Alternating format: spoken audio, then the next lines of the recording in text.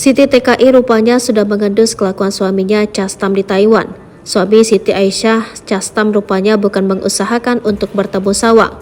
Siti bahkan mengaku mengantongi bukti kelakuan suaminya selama bekerja menjadi TKI di Taiwan. Ia bekerja keras mengumpulkan uang demi menjadi mapan. Siti TKI berniat pergi ke Taiwan sekedar untuk menjenguk mantan anak asuhnya tersebut. Tak ayal, Siti berjualan dan membuka usaha mengumpulkan pundi-pundi uang siang dan malam. Di tengah kerja kerasnya bertemu sawang, ia justru mendapat hal tak terduga dari suaminya Castam. Perlu diketahui bahwa Siti dan Castam menikah sekitar 4 tahun lalu. Mereka menikah setelah Siti merawat anak majikannya Sawang di Indonesia. Beberapa tahun menikah, Castam memutuskan bekerja menjadi TKI di Taiwan. Siti pernah bercerita, Castam pergi ke Taiwan demi bisa mencari keberadaan keluarga Sawang. Namun kini Siti justru mendapati bukti dugaan Castam selingkuh dengan perempuan lain. "Apa saya perlu up semua foto kalian lagi video call?" kata Siti di dalam kolom komentar saat Castam live TikTok.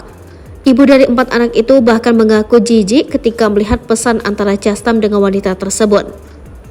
"Saya jijik lihat inboxan kalian," tulis Siti Aisyah. Tak puas melampiaskan amarahnya, Siti kembali mengungkit lewat postingan di akun TikTok miliknya. "Di dalam diam, saya subhanallah, Allah buka semua. Jijik mama melihatnya, Queen," tulis Siti di TikTok. Amarah Siti meluap bermula dari postingan Castam soal emas yang diberikan saat menikah. "Apa kurang gede bawaannya? Kalau kurang gede ngomong dari pertama. Orang miskin mah udah gede segitu bawaan itu," kata Castam. Tak mau tinggal diam, Siti TKI nekat mengungkit perjuangannya melahirkan anak bungsu. Ia menekankan Castam tak ada ketika Siti melahirkan anak.